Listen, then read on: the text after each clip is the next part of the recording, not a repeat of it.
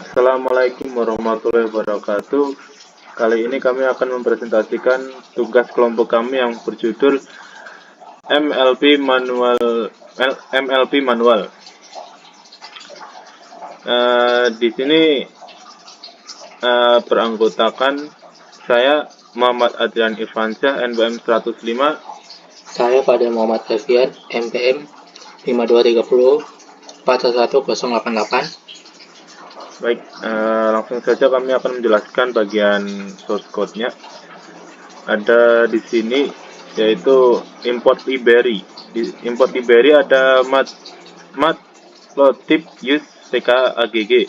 Ini mengatur backend untuk rendering grafik menggunakan tk.agg yang membantu jika backend default tidak bekerja.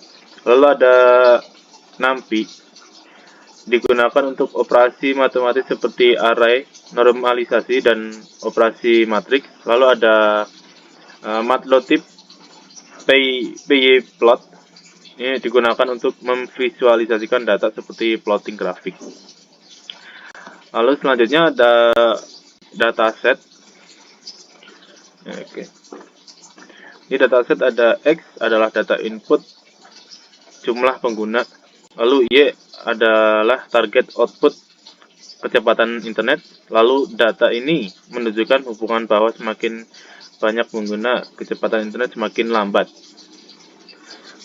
Lalu bagian normalisasi data. Normalisasi dilakukan untuk menskalakan data ke rentang 0,1.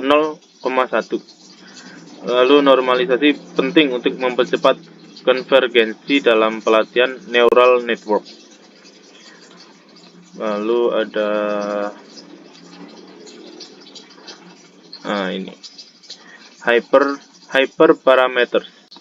Ini ya, hyperparameters. Ada learning rate, ini kecepatan pembawaan bobot. Lalu ada epochs, ini jumlah iterasi pelatihan. Lalu input neurons, ini jumlah neuron di layar input satu untuk satu fitur di X.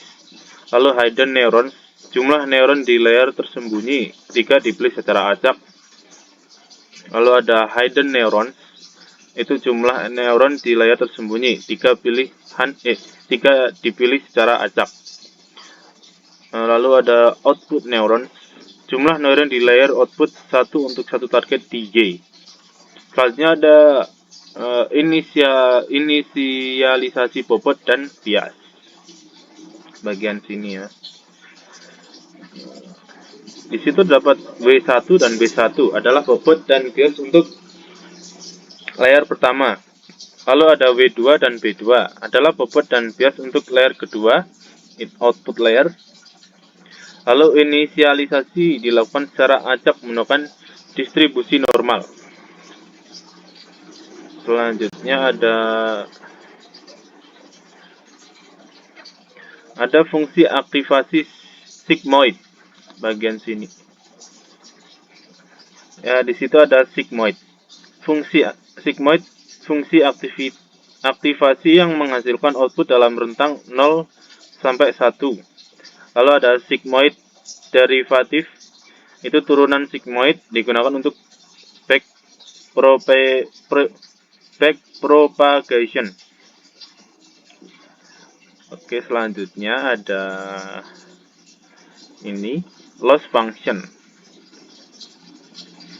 Ini menggunakan mean square error atau MSE untuk mengukur error antara prediksi dan nilai target. Selanjutnya ada proses pelatihan atau training. Ada forward pass. Di sini terdapat Z1 itu input ke layar tersembunyi, lalu A1 itu output dari layar tersembunyi setelah fungsi sigmoid. Lalu ada Z2 itu input ke output layer. Lalu Y-pred, prediksi dari neural network. Lalu ada loss calculation, itu menghitung loss untuk setiap epoch dan menyimpannya dalam daftar losses. Lalu ada backward pass.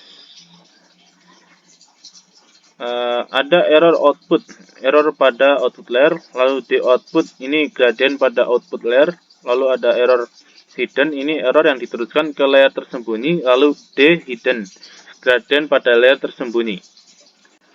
Selanjutnya ada update bobot dan bias ini.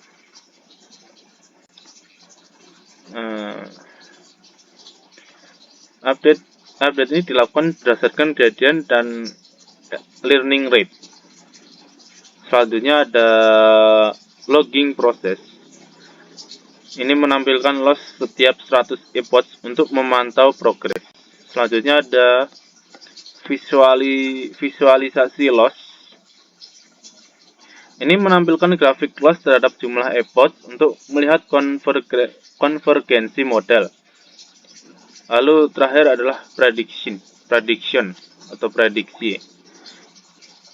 Ini model diuji dengan data baru X test. Lalu data input diuji setelah dinormalisasi dan output prediksi juga dalam bentuk normalisasi. Kesimpulannya, nomor 1, neural network sederhana ini menggunakan satu hidden layer dengan 3 neuron. Lalu kesimpulan yang kedua, dataset menunjukkan hubungan terbalik antara jumlah pengguna dan kecepatan internet. Lalu yang terakhir, model berhasil dilatih menggunakan backpropagation dan menghasilkan prediksi yang baik setelah 1000 epoch. Kami akan menampilkan demonya.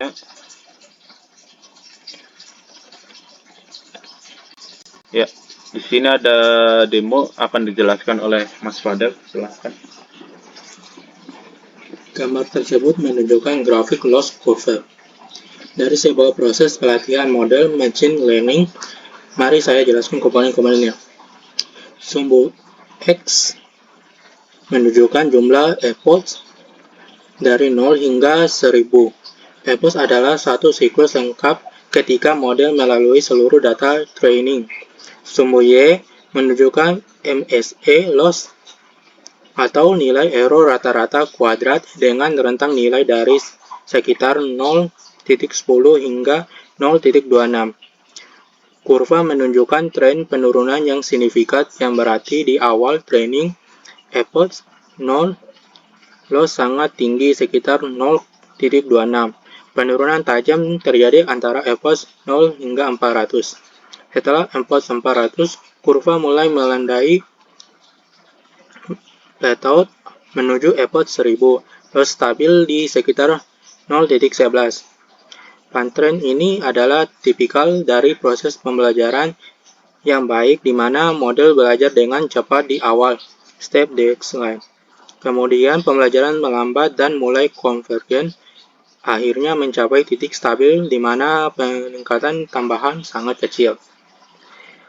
Kesimpulan grafik ini menunjukkan proses training yang sukses dengan model yang berhasil belajar dan mengoptimalkan parameternya secara efektif.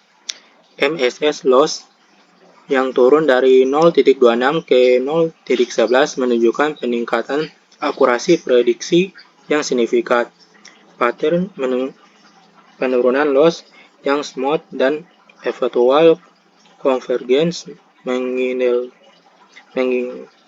mengindikasikan bahwa arsitektur model dan hypermeter yang dipilih sudah cukup sesuai untuk problem yang dihadapi.